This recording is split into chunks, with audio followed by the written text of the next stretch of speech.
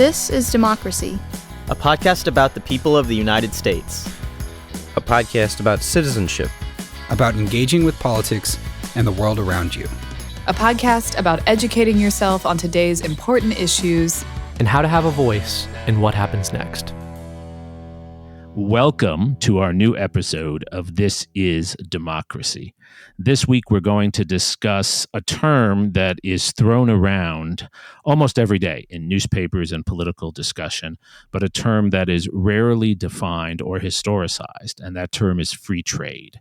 The United States calls itself a free trade nation. Whether that's true or not is something we'll discuss. But more significantly, we'll discuss what free trade really means and how a group of thinkers, pioneering thinkers and political activists and policymakers in the 19th century pioneered a new way of pursuing free trade with certain ideals of peace attached to it.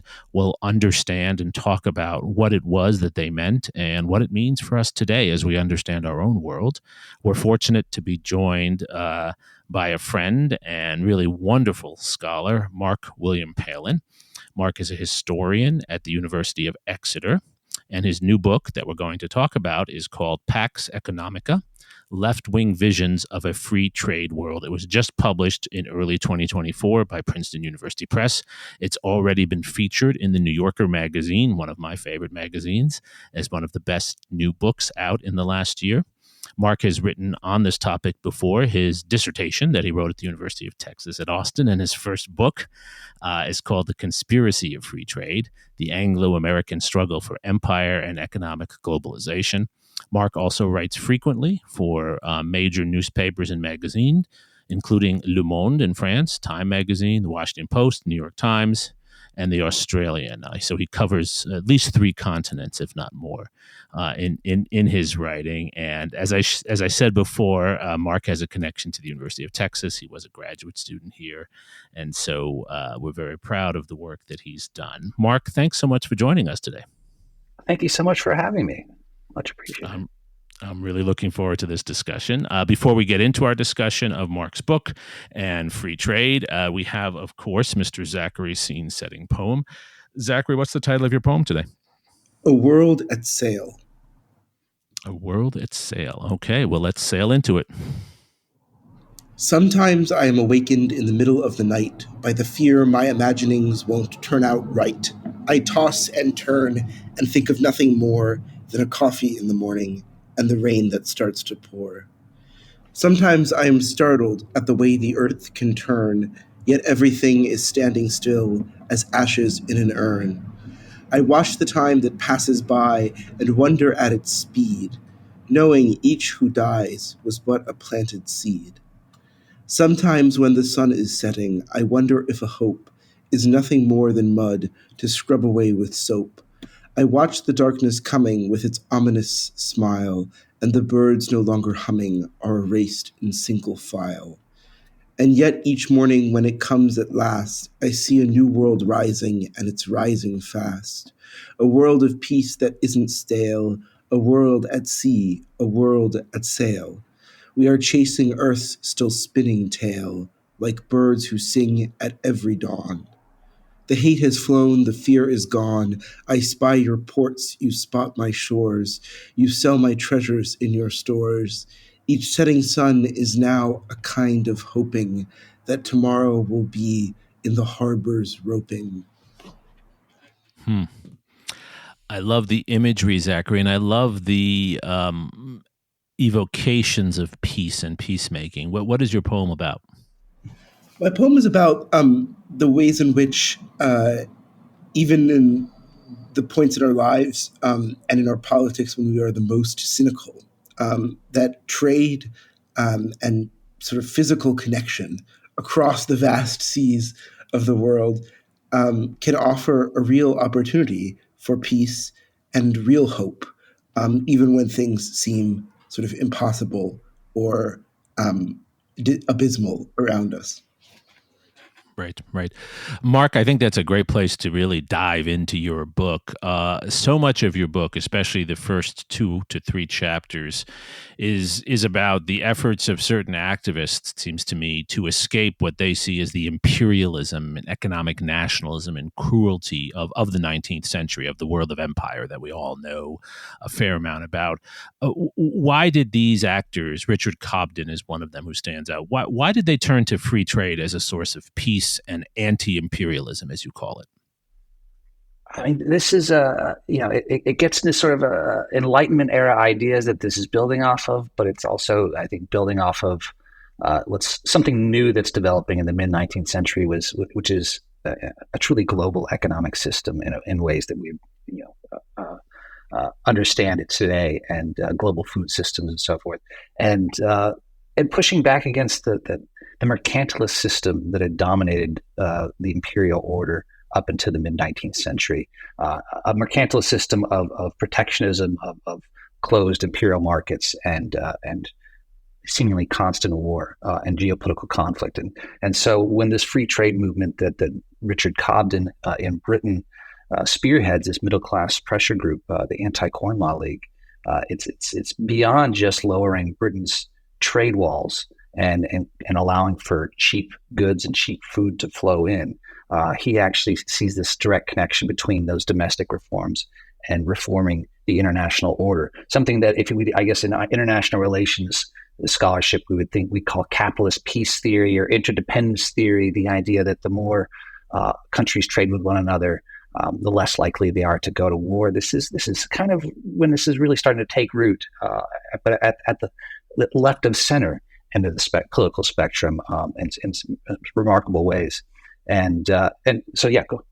And it's striking to me in your book that, and it's in your subtitle, right? These are left-wing visions. These are progressive, self-defined progressives in many ways. The figures who you include go from Richard Cobden to Jane Addams, Norman Angell. So many of these people we associate with progressive, anti-war, anti-imperial stands. Many listeners today, though, might think about free trade as benefiting large corporations and benefiting the rich, allowing the rich to get richer. We think about that with the movement of capital and investments and hedge funds and things like that today. Obviously, your progressive figures have a different vision of what free trade is about. How do they connect it, as you describe in the book, to domestic reform? Yeah, great point. And I mean, yeah, this does challenge in a certain sense that association that we commonly have now, the champions of the free market as right wing in their leanings, and so yeah, this is about how those left of center, the anti-imperialists, the peace activists, the abolitionists, the women's suffragists, so many of these things that we would think of left of center politically even now. We're coming together in really remarkable ways from the 1840s onwards, and one of the ways they were doing it is you have to understand the kind of the way that the global order was still essentially being run. Who were the people in charge?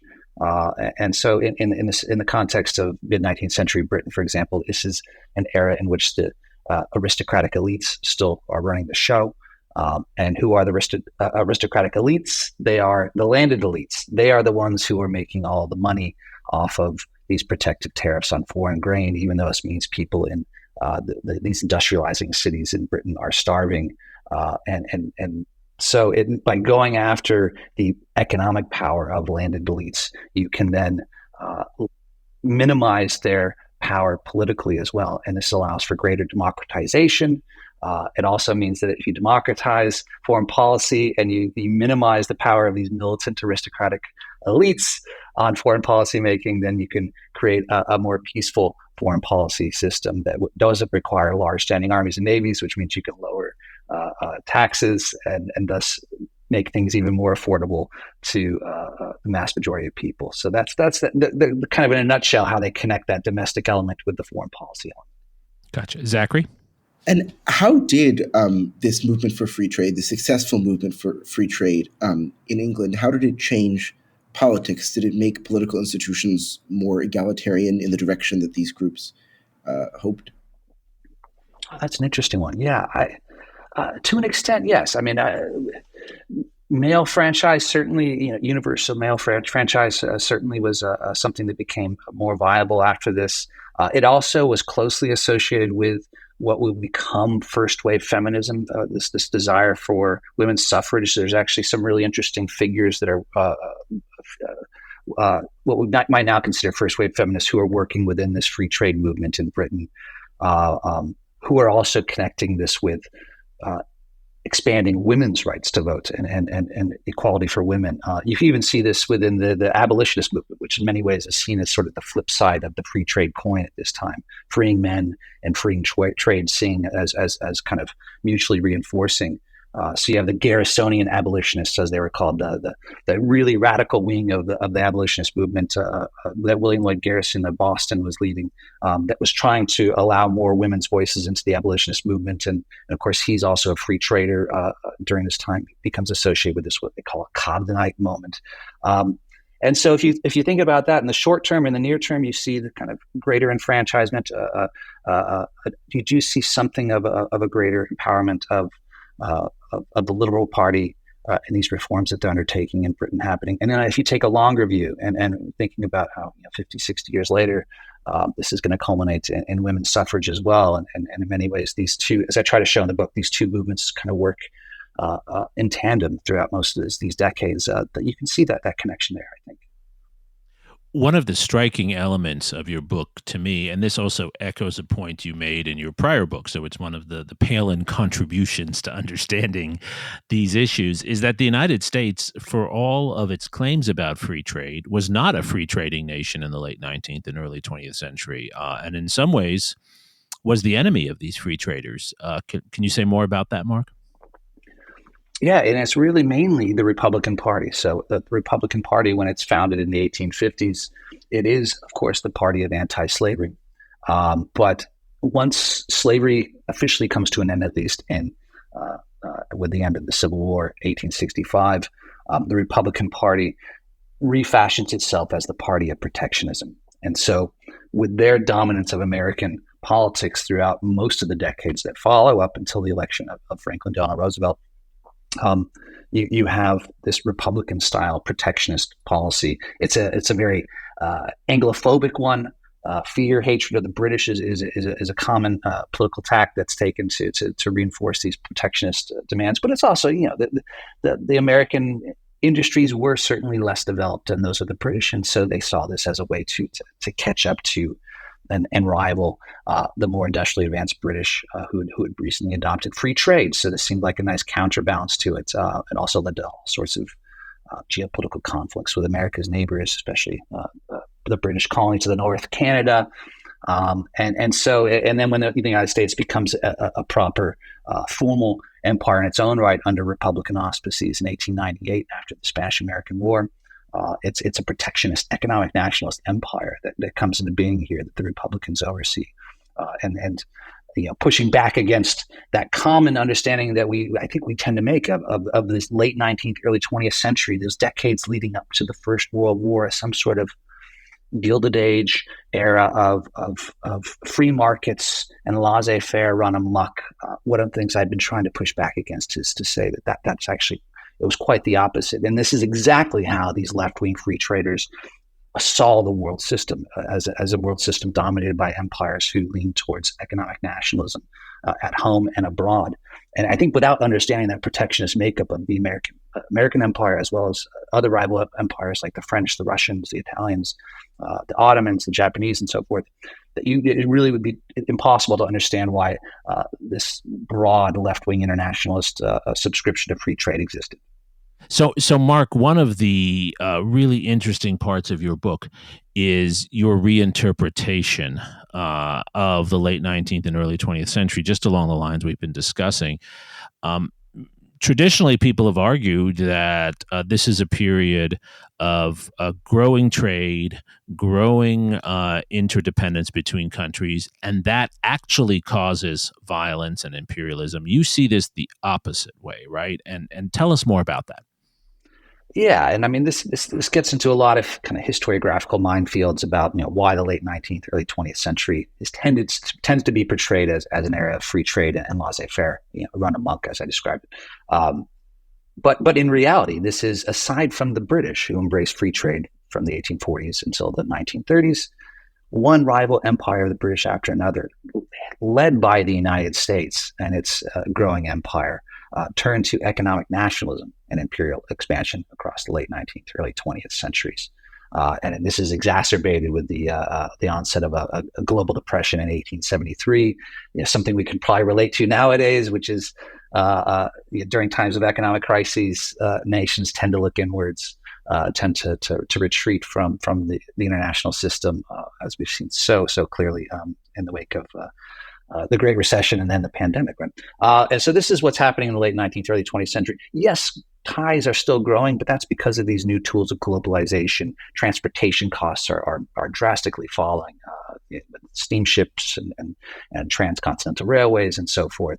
And so you can still have an increase in integration, even though you're seeing a growth of economic nationalism. And of course, that imperial expansion that the United States and other rival empires are practicing is globalizing the world in a certain sense too, through the forceful incorporation of colonies into the kind of Anglo-European sphere that they're developing here. But again, it's through these restrictive economic nationalist empires that we're seeing coming to existence, and it's this growth. And if you want to take the kind of Marxist approach to this, the growth of the divvying up of the world amongst these rival protectionist empires that culminates in the First World War. And just to underline a point before we get to the First World War, you make this clear in your book that the free traders criticized the United States in particular for building a closed empire, closed to external trade, empire that benefited U.S. trade in the Philippines, for example, that this was not a free trade empire, as some have argued, but in fact, what the United States was doing was building an economically nationalist empire, correct?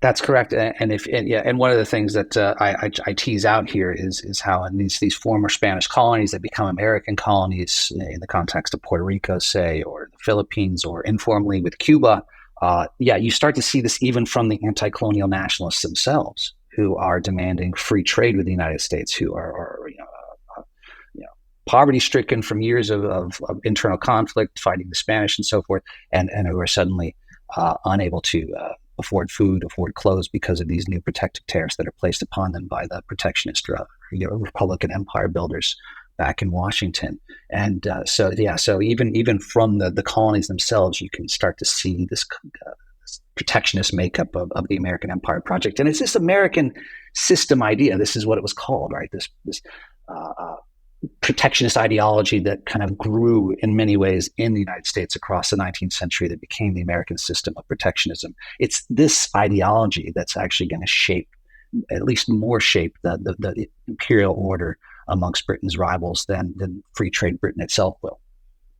Zachary?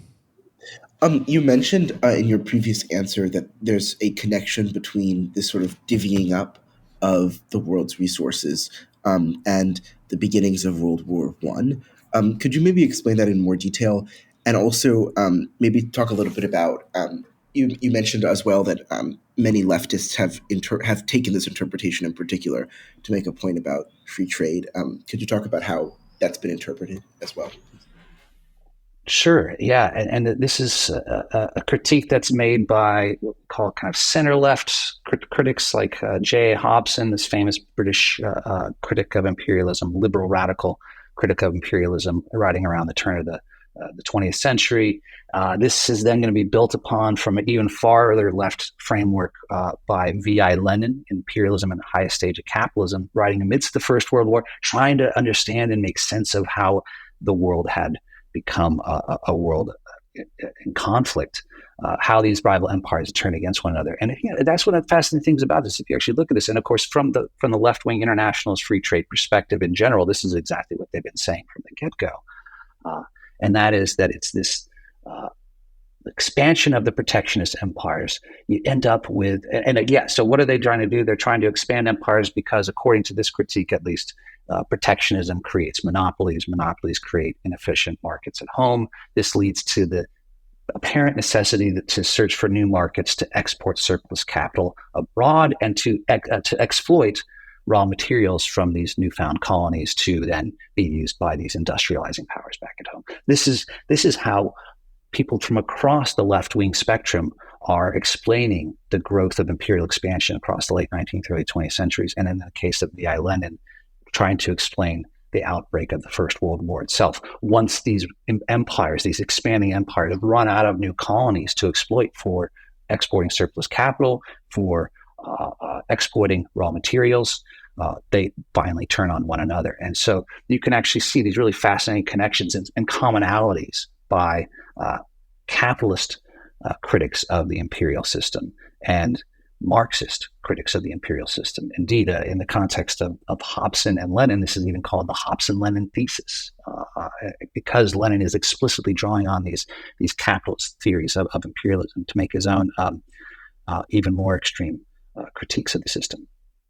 So as I understand it, Mark, you have a real resuscitation of Norman Angell in your book. Norman Angell, as you point out, was this incredibly popular writer in the early 20th century who predicted that countries that trade together will not go to war together. And of course, those countries did go to war in World War I. And realists, those who have dominated international relations scholarship really in the last 70 years, kind of use Norman Angell as a whipping boy, right? They say, you see these liberal internationalists, these left-wing thinkers who believe that if you create a world of cooperation, you won't have war. See how wrong they are. And the world is filled with inevitable conflict and war. That's the realist argument, of course.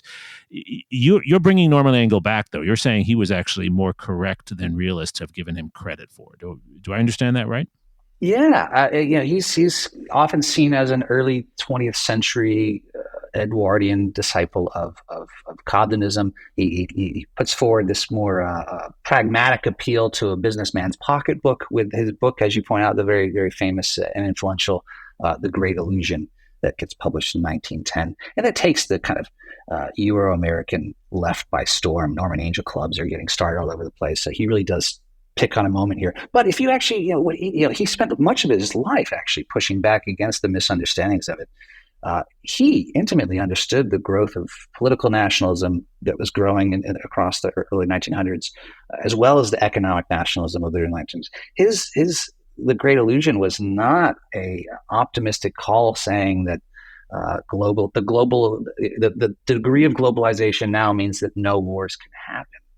It was actually a pessimistic appeal to say that even the winners of a war would lose because the world is so integrated. And I think that's the thing that gets lost along the way, as you point out, by international relations theorists drawing on these early 20th century ideas, boiling him down to a single sentence. It actually has lost the main point, the main thrust of what he was saying. He was trying to warn businessmen. He was trying to warn the political right, really, that this continued nationalism, this continued economic nationalism would leave few, if any, winners, even those who supposedly would win a war at that point. So why was it, Mark, that Franklin Roosevelt and Cordell Hull, his Secretary of State, who often gets forgotten but gets a lot of attention in your book, why is it that they came to agree with Norman Angell? Why did they buy into this free trade argument in the ways in which their predecessors had not? And why did they buy into it after a world war and during a Great Depression, when you would have expected them to be more economically nationalist, as Herbert Hoover, Franklin Roosevelt's predecessor, certainly was? What led Roosevelt and Hull to shift in the direction of Cobden and others during the Great Depression? Yeah. And I mean, you can see, one of the things I try to do, especially with the first book, is the early origins of this in the late 19th century. So you do see this start to show itself a bit with the two non-consecutive administrations of Grover Cleveland in the late 19th century, in 1885 to 89, 1893 to 97, where you see a noticeable pushback against the Republican Empire project, failed attempts to create a freer trade system in the United States. Woodrow Wilson goes somewhat in that direction when it comes to free trade. He is a self-described disciple of the Manchester School, which is another term for Cobdenism, although it's not necessarily something that is demonstrated by his foreign policy in, say, the Caribbean region. So yeah, it's really going to be when FDR appoints Cordell Hull as Secretary of State. And I think it's important, again, to understand someone like Cordell Hull, who got his political start as a 17-year-old stump speaker for Grover Cleveland in 1888, amid the great debate over whether or not the United States would take a free trade path or a protectionist one, and of course the protectionist would win that one. And then of course Cordell Hull's lessons that he learned from the First World War really firmly ingrain the fact that he is that he connects free trade with anti-imperialism and peace, and he sees the First World War clearly as one that was begun by these economic conflicts, these trade wars that led up to the outbreak of the First World War. So those are lessons he takes. But the question is then, how do FDR and Cordell Hull succeed where their predecessors had failed? And I think you put your finger on it there with Herbert Hoover, the Republican protectionist project that began in the 1860s finally loses the support that it was able to maintain from American laborers through these kind of political debates that dominated the scene for so long. And that's because of the infamous Hawley-Smoot or Smoot-Hawley tariff of 1930. That is this protective tariff that Hoover administration passes just on the heels of the outbreak of the Great Depression. And it's clear to everybody by 1932 and the presidential elections that this protective tariff had exacerbated and made worse the Great Depression. It had created these trade tensions, shrunk international trade when it needed to be increased. And so FDR and Cordell Hull are able to build on this shift happening within the American body politic to start turning it towards a freer trade direction. And that's exactly what they're going to do with the Reciprocal Trade Agreements Act. And then, of course, with the creation of what we now associate with sort of post-1945 Bretton Woods system that comes into being in the late 1940s. Right. And this, as you describe it, becomes a kind of true golden age for free trade, if we might call it that, from the end of World War II until, I don't know, late 1960s, early 1970s. Is that correct? Or at least it could have been. It was really actually when I first started thinking about this way back 10 or so years ago, that is how I kind of thought that the story was going to progress, or at least in that nice, neat way. What I ended up finding, the more I dug into the around, I guess, right after the end of the Second World War, is that, it does seem from 1945 until 1950 especially, things seem to be going their way, that these supranational organizations are able to kind of clamp down a bit, at least, on nations' predilections for protectionism. We have a new, better, stronger supranational structure under the United Nations than they had with the League of Nations.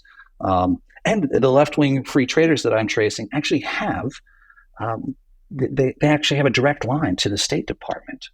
There's a remarkable relationship that develops between Cordell Hull and these left-wing free traders. The Young Women's Christian Association is really big on this, but it brings in a broad umbrella of these free trade advocates to support the Roosevelt administration's free trade reforms.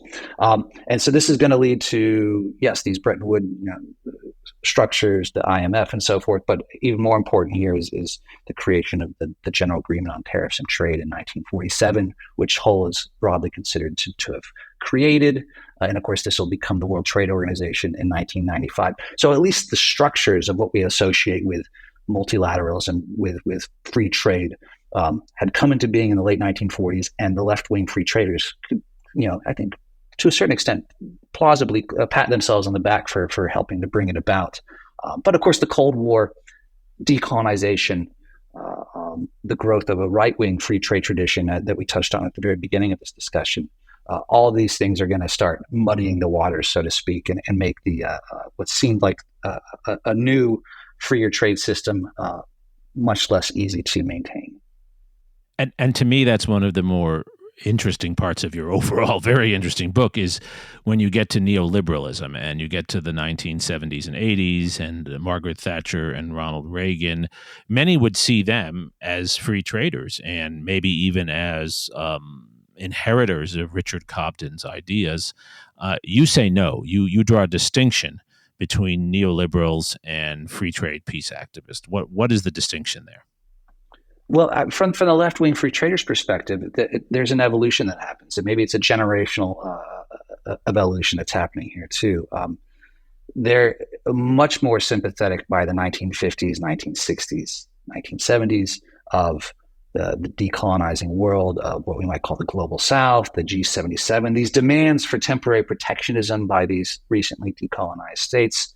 There's a great deal of sympathy for it. This leads to all sorts of new left-wing internationalist movements like the Fair Trade Movement, who are similarly advocating these things and have that similar sympathy for the demands from labor, the demands from the decolonizing world. So this is going to be different from how these free traders on the right are going to respond to these international issues and activists.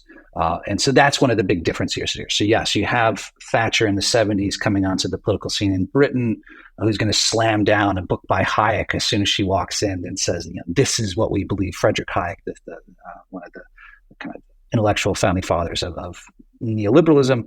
And in a similar way, Reagan is going to surround himself with neoliberal right-wing economists who are extremely distrustful of anti-colonial nationalist demands for protectionism. They're increasingly distrustful of democracy itself, of course, of the welfare state, of trade unions. So there's really key differences here, but I think the two biggest are where these neoliberals are willing to do at the foreign policy realm and how they associate free trade with democracy. So the left-wing free traders of the book, the main actors in the story, closely associate free trade with democratization and a foreign policy of non-interventionism. Right? You don't force free trade onto another state unwillingly. This is something that neoliberals in the 1970s and 1980s onwards are going to deviate from drastically, even though in many ways they're drawing from the same intellectual wellspring. And so this is where you have the neoliberals who are going to support Pinochet's Chile, this dictatorship in Chile and apartheid South Africa, and who are increasingly going to see democracies, especially democracies from the left, as an impediment to free trade rather than as an accompaniment to free trade. And so using military interventionism and being suspicious of democratic movements in the name of free trade. This shows them to be something quite different from the free trade internationalist tradition that I was tracing in the previous chapters. And you make the argument that neoliberalism, as you say, this is from your book, page 218, that neoliberals have effectively co-opted free trade as a neo-colonial tool. So you're clearly making the case there's a different version of free trade that's not neo-colonial, that's not mercantilist, as you call the moment from 2016 on. What would that be? I mean, one of the real goals of our podcast each week is to try to use history to help uncover alternative pathways, things we could do today that would be hopeful. So what is the hopeful alternative to the world of U.S.-China market rivalry that often seems to disempower smaller countries and smaller cultures? What's the alternative pathway from the left-wing free trade vision that you've excavated so well here, Marc? Yeah, great. Really, that's a really difficult but really important question, and maybe we can end it on a positive note if I do this correctly. So we have these multilateral institutions that come into being precisely to create a more peaceful and interdependent world in the late 1940s, but they increasingly become controlled, taken over by this more right-leaning internationalism of the neoliberals and of multinational corporations within the kind of context of a militant Cold War. And so this is, I think, the beginning of it. And so because of that, too, you also see a lot less of a strict adherence to free trade internationalism, especially once Cordell Hull is no longer in the State Department.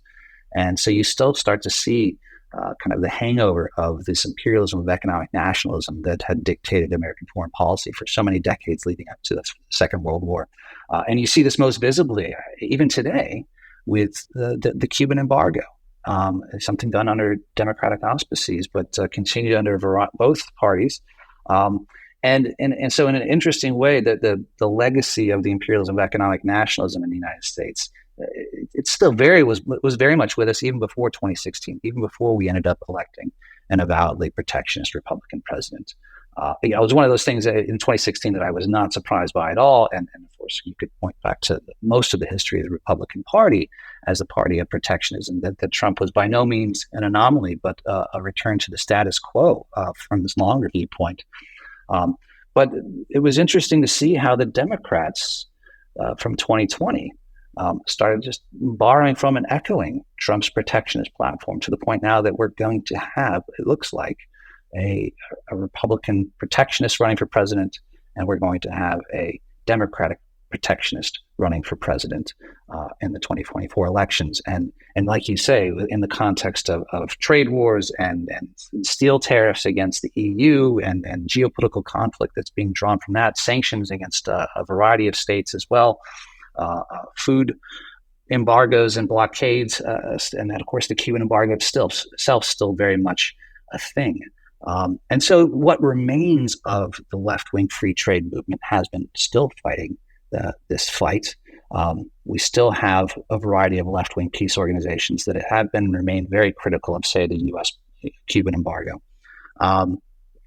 We still have organizations like the Fair Trade Movement, which was created in Oxford in 1968 with the Haslemere Declaration, but which was an alternative form of globalization, an alternative form of ethical free trade, as they put it. And it's something I'm sure we're all listening here are familiar to a certain extent. But when we see the fair trade stamped on our bars of chocolate or our coffee bags, but it actually has a history that I argue, at least, that goes back to the 1840s, and it's also putting forward this idea that we can pay a bit more if it means making sure that the things we're buying are not using exploited labor, that people are getting paid a fair wage.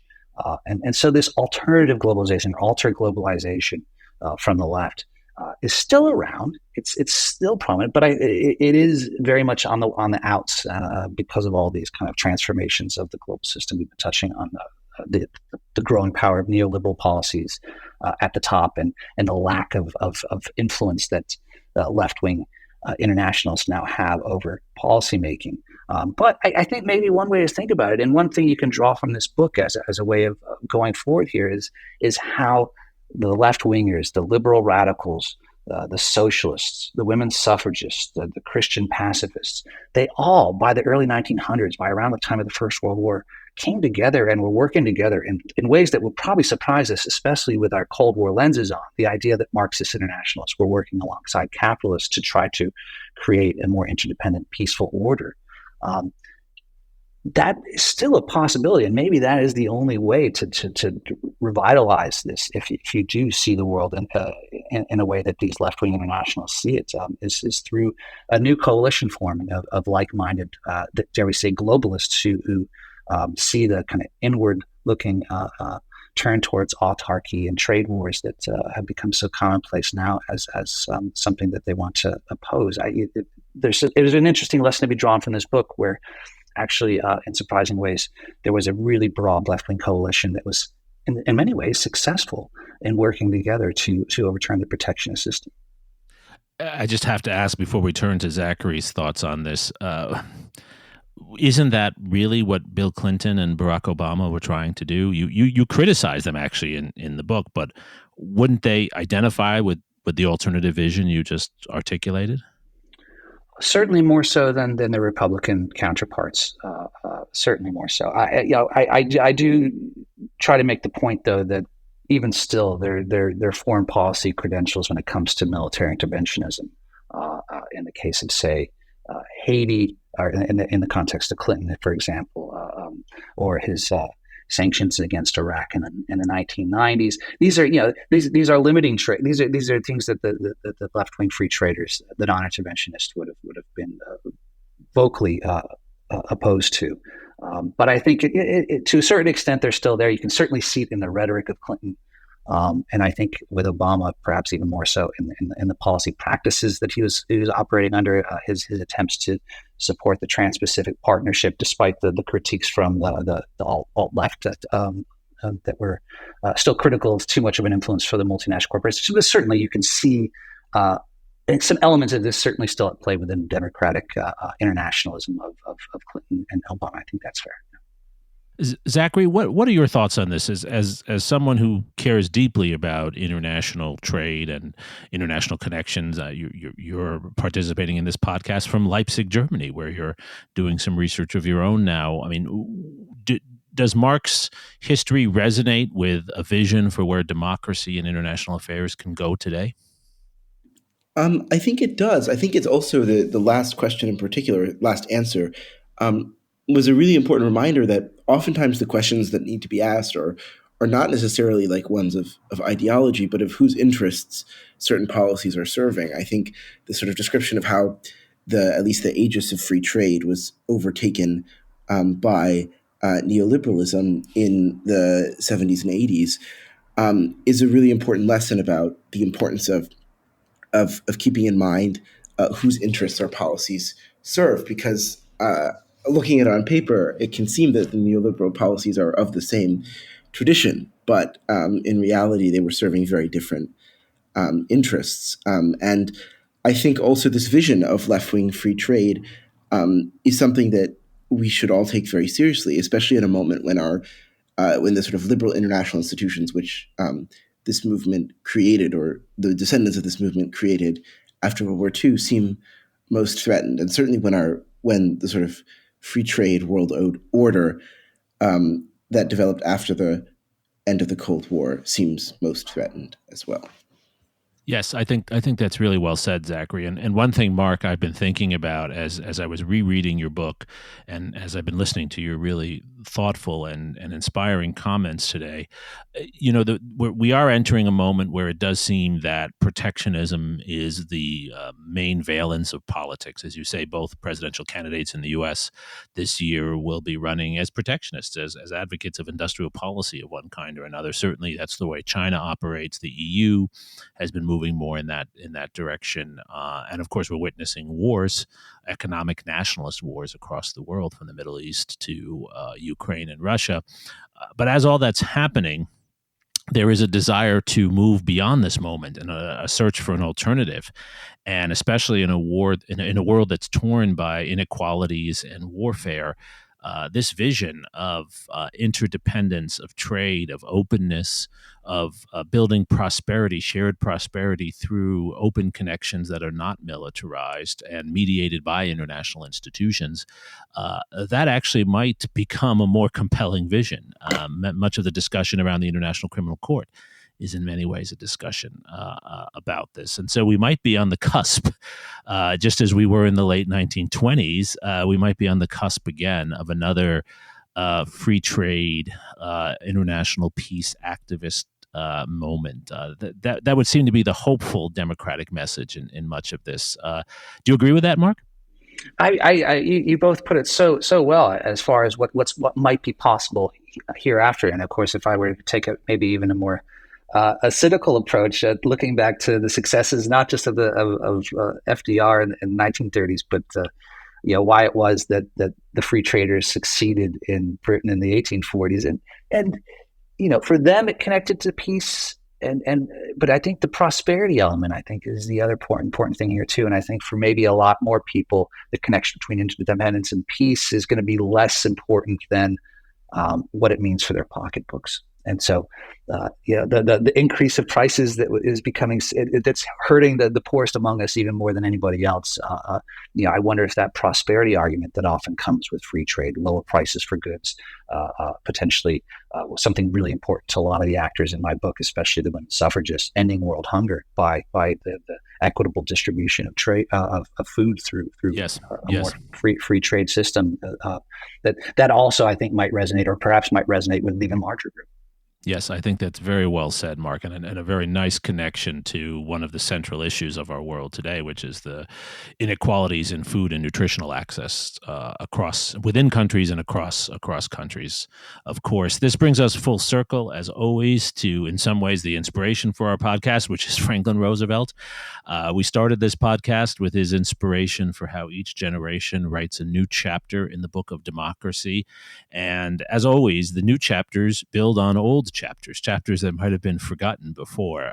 Mark, you have in your book, Pax Economica, that I recommend to all of our listeners, you have reminded us of such an important chapter in the evolution of Anglo-American and international democracy in the 19th and 20th centuries, a chapter that seems more relevant than ever in this neo-mercantilist age, as you call it. Thank you so much for joining us this week, Mark, and sharing your insights with us. Thank you so much again for having me and for this great conversation. It's a pleasure. And Zachary, thank you for your poem. Your image of us sailing is still very prominent in my mind throughout our conversation. And thank you, of course, most of all, to our loyal listeners for joining us for this episode of This Is Democracy.